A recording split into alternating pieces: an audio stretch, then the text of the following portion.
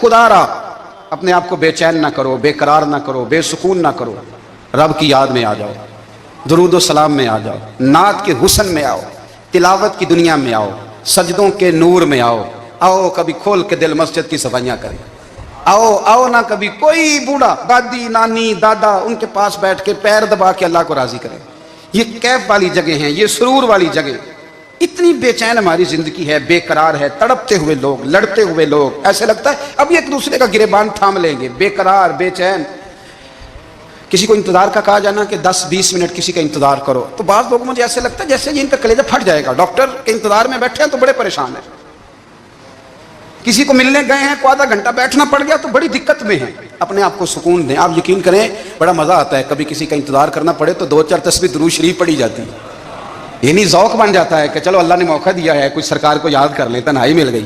ہمارا مزاج جس سختی کا شکار ہے وہ سختی آہستہ آہستہ ہمیں زیادہ آزمائش میں ڈال دے۔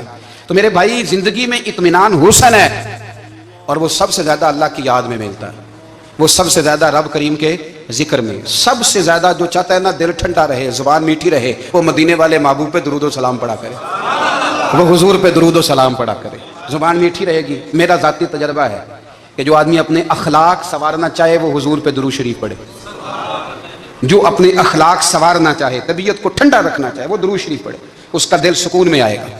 کچھ کام اور ہیں زندگی میں اطمینان کے لیے، ان کا ہونا بھی بڑا ضروری ہے۔ سب سے پہلے اگر آپ چاہتے ہیں نا زندگی میں سکون ہو تو حقیقتوں کا سامنا کرنا سیکھیں۔ آپ جو ہیں وہ رہنا سیکھیں، جو آپ نہیں ہیں وہ بننے کی کوشش نہ کریں۔ حقیقت کا سامنا کرو گے تو زندگی اطمینان میں آ جائے گی۔ ہم نے نا بہانے بنا لیے ہیں، ہیلے بنا لیے ہیں، جھوٹ کے سہارے اپنے آپ کو اونچا کر لیا۔ ایک آدمی سے کہا جاتا ہے تو رشوت نہ لے، تو کہتا ہے میں غریبوں سے نہیں لیتا۔ تو میرا سوال یہ ہے کہ امیروں کا حساب لینے کی اللہ نے تیری ڈیوٹی لگائی ہے، تیرے ذمہ لگایا ہے کہ تو امیروں کا حساب کر، تمہیں کیا ضرورت پڑی ہے؟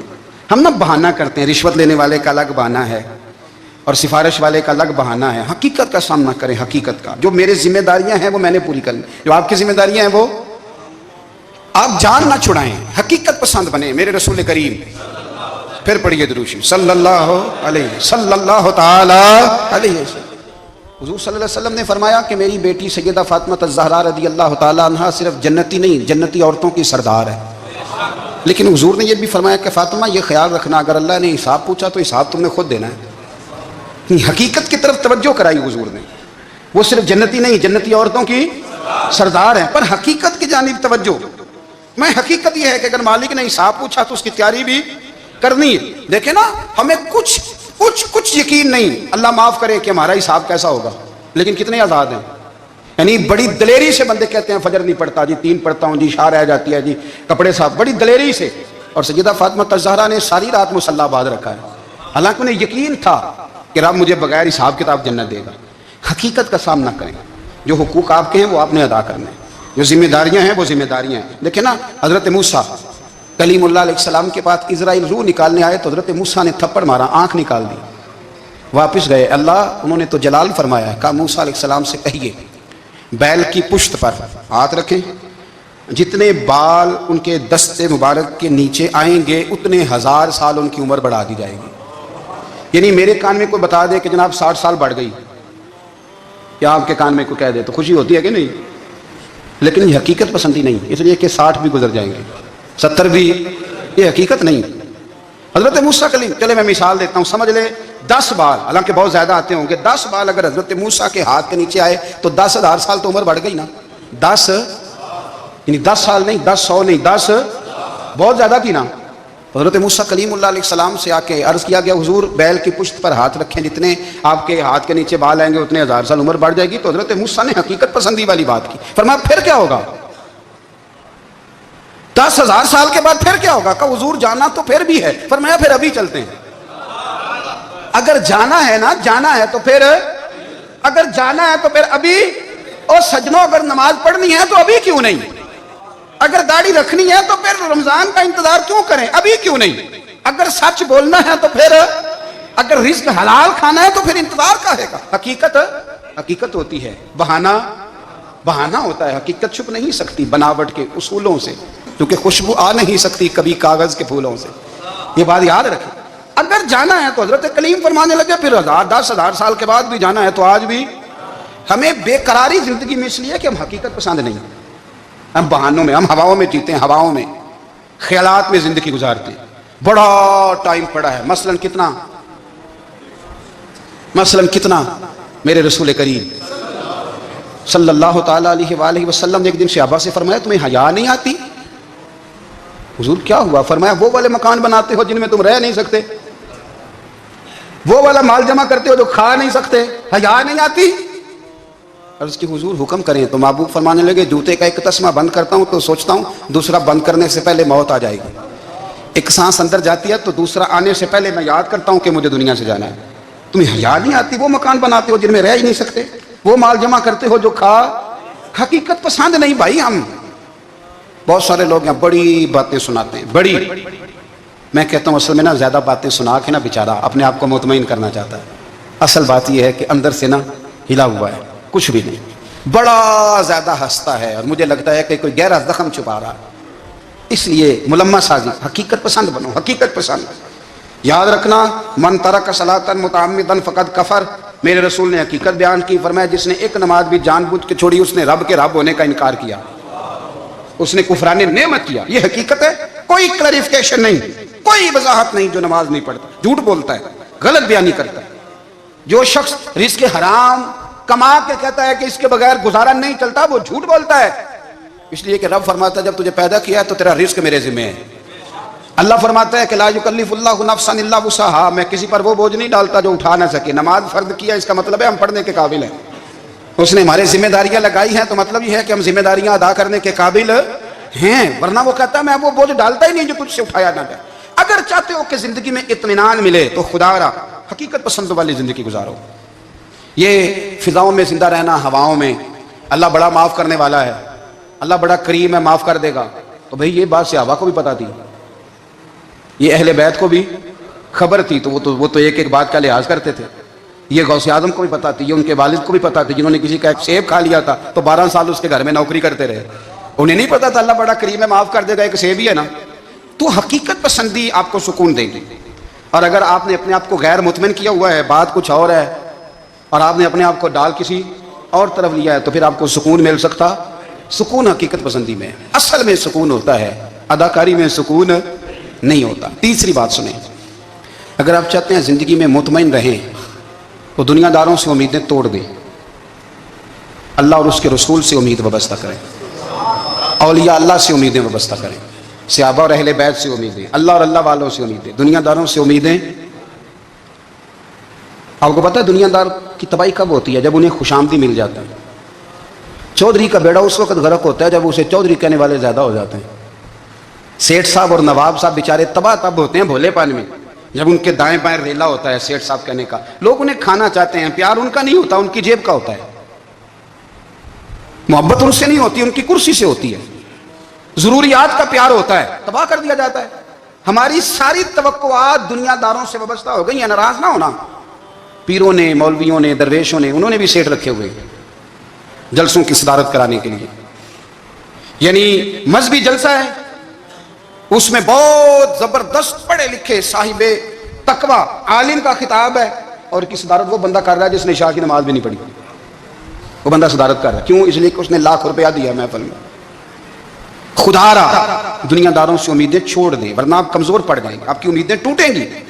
کتنا کمزور ہے وہ شخص جو 2-4 ہزار کے لیے کسی بندے کی چاپلوسی کرتا ہے، اس کے پیچھے بھاگتا ہے، خوش آمدیں کرتا ہے تھوڑے سے نوٹوں کے لیے. دکھ سکھ میں کام آئے گا اس کام کے لیے. میرے رسول کریم علیہ السلام نے فرمایا جس نے بندوں کو راضی کرتے کرتے رب کو ناراض کر دیا اس کی دنیا بھی گئی اور آخرت بھی گئی. اور فرمایا جس نے بندوں کی پرواہ نہیں کی اللہ کو راضی کیا، فرمایا اگر رب راضی ہو گیا تو لوگوں کے دلوں میں بھی محبت پیدا فرما دے گا. کیا ضرورت ہے خوشامد کرنا دنیا داروں کی، سیٹوں کی، نوابوں کی، چاپلو. اور میں آپ کو ایک بات بتاؤں، ہوتا پتہ کیا ہے؟ یہ جو حب جا اور حب با ہوتی ہے نا، اس سے پیٹ نہیں بھرتا. آپ کو اگر خوشامد کرنی ہے تو پھر آپ کو ساری زندگی کرنی ہے. پھر ان کو بھی پتہ ہوتا ہے کہ تعلق کس بنیاد پر ہے. اس میں کبھی بھی خلوص پیدا نہیں ہوتا. آپ بے چین رہتے ہیں، بے قرار رہتے ہیں، آپ کو تکلیف رہتی ہے ہمیشہ. کبھی بھی دنیا داروں سے امیدیں وابستہ نہ کریں. ایک بات سنیں بڑی شاندار، امام غزالی نے لکھی ہے. امام غزالی فرماتے ہیں کہ ہارون رشید نا حج کر کے واپس آیا بغداد میں، تو کونے میں حضرت بہلول دانا بیٹھے تھے، رش بہت تھا، مجمع بڑا تھا. حضرت بہلول دانا بھی سڑک کے کنارے بیٹھے تھے، تو سپاہی کہنے لگے یہاں سے اٹھ جاؤ. فرمانے لگے ہارون رشید کی زمین نہیں، زمین میرے رب کی ہے، میں کیوں اٹھوں؟ وہ قریب سے گزرا تو سلام لی.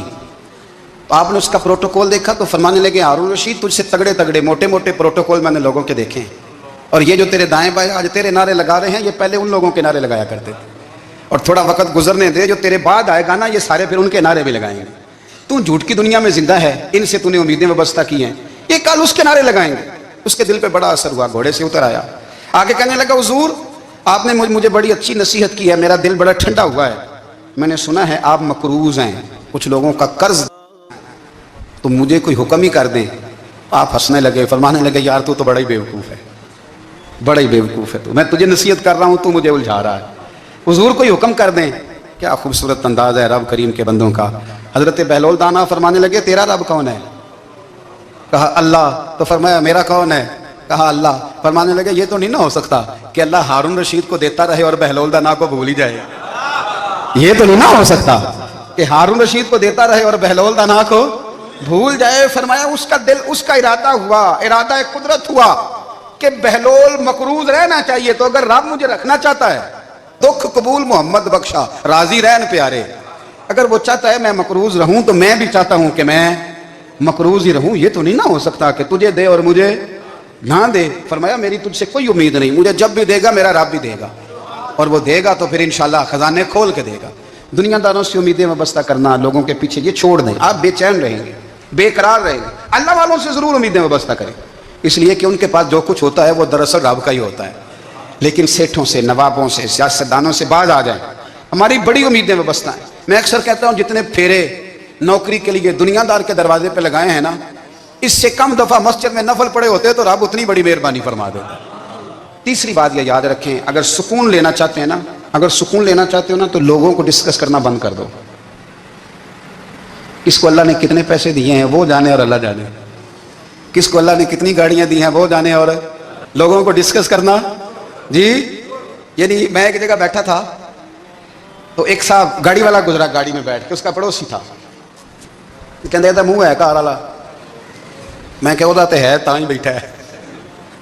تو میں کہ سمجھانا تھی نا انہوں، میں کہ توں تے میں حساب لائیے بھی ساڈے کول کوئی نہیں، وہ تے ہے لیکن نا اللہ نے اسے دی ہے نا، تو اللہ نے چاہا نا وہ کار میں بیٹھے. تو اس نے پھٹے پہ بیٹھ کے یہ تبصرہ کیا کہ منہ ہے کار والا. میں کہ وہ تے ہے تاں کار رہے تھے. اب مجھے تجھے اندازہ لگانا چاہیے کہ ہم کیا یہ بحث ہے. یعنی اللہ کو چاہیے تھا معاذ اللہ کے پہلے تم سے پوچھتا کہ اسے کار دینی ہے کہ نہیں. کیا مطلب فضول بحث ہے. وہ چیز ہمیں اتنا تنگ کرتی ہے، اتنی تکلیف دیتی ہے کہ آپ یقین کریں سارا دن اسی کو ڈسکس کرتے ہیں، سارا دن. اس کے پاس گاڑی ہے، اس کے پاس کار ہے، فلانے کا پیسہ 1 نمبر ہے، فلانے کا 2 نمبر ہے، فلانے کا 6 نمبر ہے. اصل بات کے اندر حسد ہے، اس کو نکالو. ایک بات کہنے لگا ہوں، اسے یاد رکھنا. میرے اعلیٰ حضرت رحمۃ اللہ علیہ فرمایا کرتے، حسد کرنے والا بندوں پر اعتراض نہیں کرتا، اللہ پر اعتراض کرتا. وہ کہتا ہے اللہ اسے کیوں دیا ہے، اتنا کیوں دیا ہے، معاذ اللہ اللہ کی تقسیم پر اعتراض کرتا. حسد کرتے ہو بے چین رہو گے. حسد آپ کے دل کو تڑپا کے رکھ دے گا.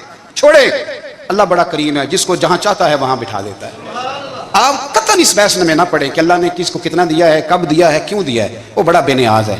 حسد آپ کو تباہ کرے گا. دنیا میں پہلا گناہ جو ہوا تھا وہ حسد تھا.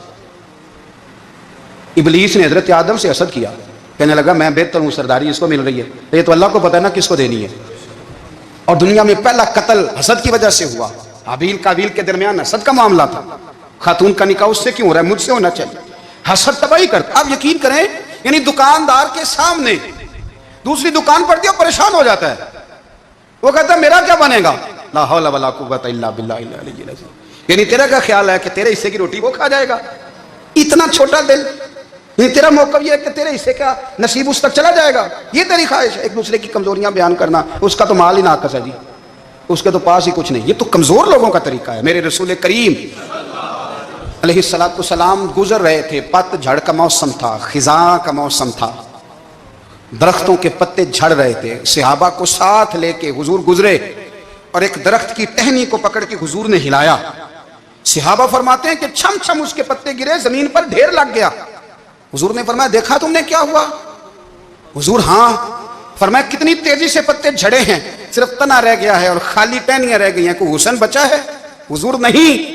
تو نبی کریم فرمانے لگے جو حسد کرتا ہے نا اس کی نیکیاں بھی اسی طرح جھڑ جاتی ہیں, اسی طرح. اور ایک جگہ حضور فرمانے لگے جس طرح راکھ لکڑی کو آگ کھا جاتی ہے, جس طرح لکڑی کو آگ, جب آگ کھا جائے تو پھر لکڑی کو لکڑی نہیں کہا جاتا, راکھ کہا جاتا ہے, کوئلہ کہا جاتا ہے, اس کی اصل باقی یعنی اسے کھائی جاتی ہے. تو حضور علیہ الصلوۃ والسلام فرمانے لگے جس طرح آگ لکڑی کو کھا جاتی ہے, فرمایا اسی طرح حسد نیکیوں کو کھا جاتا ہے, نیکیاں رہتی نہیں. حسد کرنے والے کے پاس نیکیاں یعنی ان کی اصل شکل موجود, کبھی بھی حسد نہیں کریں. اللہ کی تقسیم ہے, جس کو چاہے جب چاہے جتنا چاہے عطا کرے. اور چوتھی بات میرے بھائی, کبھی بھی بغض نہ پیدا کریں. بغض والے لوگ بے سکون رہتے ہیں. بہت ساری کمزوریاں ہمارے اندر ہوتی ہیں نا, پھر اللہ ہماری روزی تو نہیں نہ بند فرماتا. یہ تو نہیں کہتا کہ زمین سے نکل جاؤ. اگر یہی والا معاملہ ہو جو ہمارا ہے کہ شادی پہ اس نے میرے ساتھ برا سلوک کیا تھا, ساری زندگی بغض رکھنا ہے. اگر یہی معاملہ فرشتے اللہ کی بارگاہ میں کہیں کہ یا اللہ اس نے فلانے دن شراب پی تھی, اب اس کو زمین میں نہیں رہنے دینا, نظام زندگی چلے گا.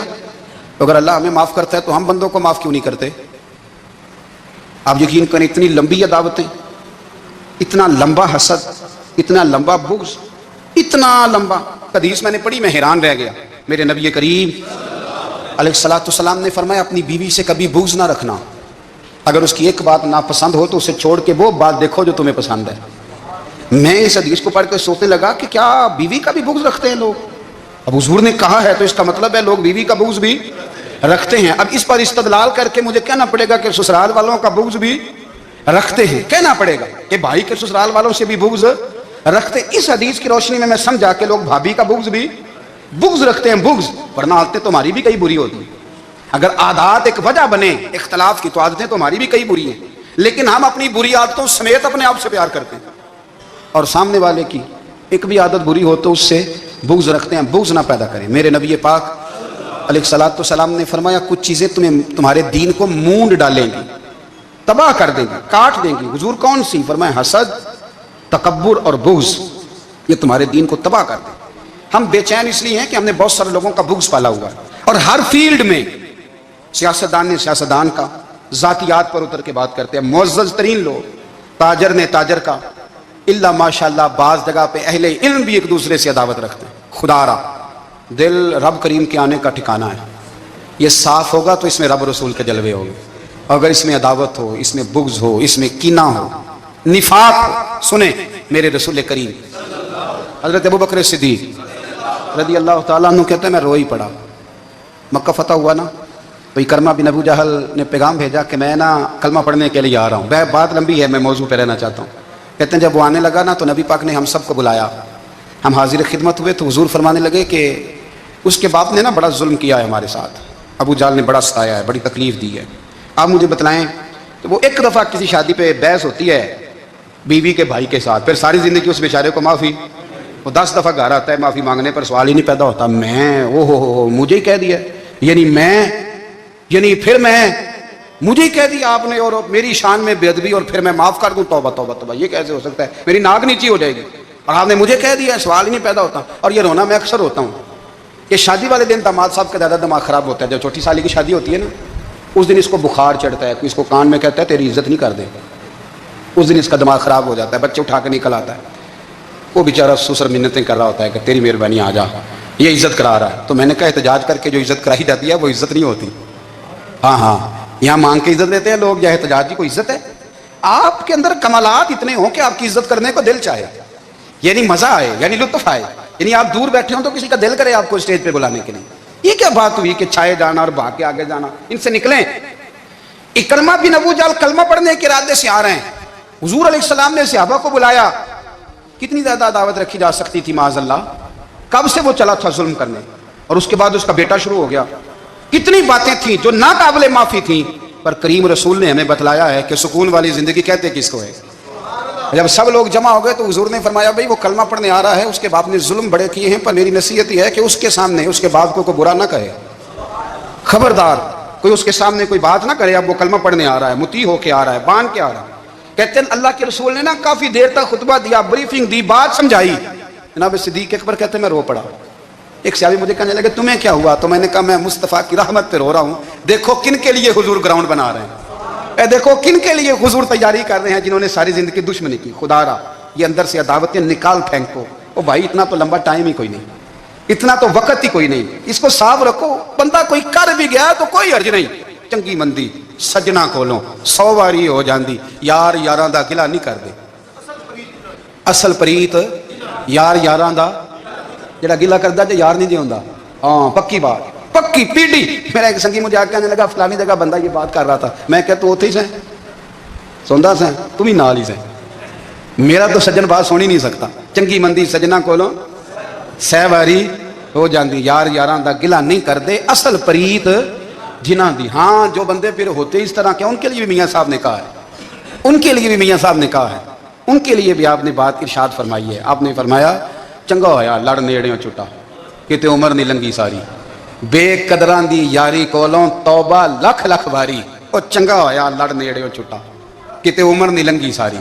یہ اس طرح کا تھا نا, شکوے کرنے والا, بغض رکھنے والا. فرمایا بے قدراں دی یاری کولوں توبہ, یعنی لاکھ تلاک کنے ہو گئے, یعنی 2 لاکھ واری توبہ کی تھی انہوں نے, گنی نہیں جا سکتی جتنی میاں صاحب نے توبہ کر دی. بے قدرے دوست بے قدراں دی یاری کولوں توبہ لکھ لکھ واری. چنگا ہویا لڑ نیڑیوں چھٹا کتے عمر نہیں لنگی ساری. تو مہربانی کریں, ایک تو اگر آپ مطمئن رہنا چاہتے ہیں تو کبھی کبھی نا مست ہو کے ذکر الہی کریں. مست ہو, وہ والا ذکر نہیں جس میں آپ موبائل بھی دیکھ رہے ہیں اور کہانیاں بھی. میرے سامنے کو بندہ جمعے والے دن یا تقریر کے درمیان تسبیح لے کے بیٹھ جائے تو میں اس سے پوچھتا ہوں تو دو کام ایک ٹائم جی پہ کرنا ہے. میری بھی بات سن رہے ہو, تسبیح پڑھی تو ممکن ہی نہیں. تسبیح تو تسبیح ہے, جب وہ ہوگی تو پھر کوئی اور کام سوال ہی نہیں پیدا ہو. ایک تو ذکر کریں محو ہو, دوسری بات حقیقت کا سامنا کریں. آپ اگر مطمئن رہنا چاہتے ہیں تو حقیقت پسند بنیں. تیسری بات حسد چھوڑ دیں, دوسروں کو ڈسکس کرنا چھوڑ دیں. آپ یہ دیکھیں کہ اللہ نے مجھے کیا کچھ دیا, اس پہ راضی رہیں. اور چوتھی بات عداوت چھوڑ دیں, سینے میں کینہ چھوڑ دیں. آپ کی زندگی مطمئن ہو جائے گی, آپ خوشحال رہیں گے. وہ جو آپ لفظ کہتے ہیں نا کہ میں بور ہوں, میں پریشان ہوں, اس سے آپ نکل آئیں گے. اللہ ہمیں محبوب کی غلامی میں زندہ رکھے, غلامی میں موت.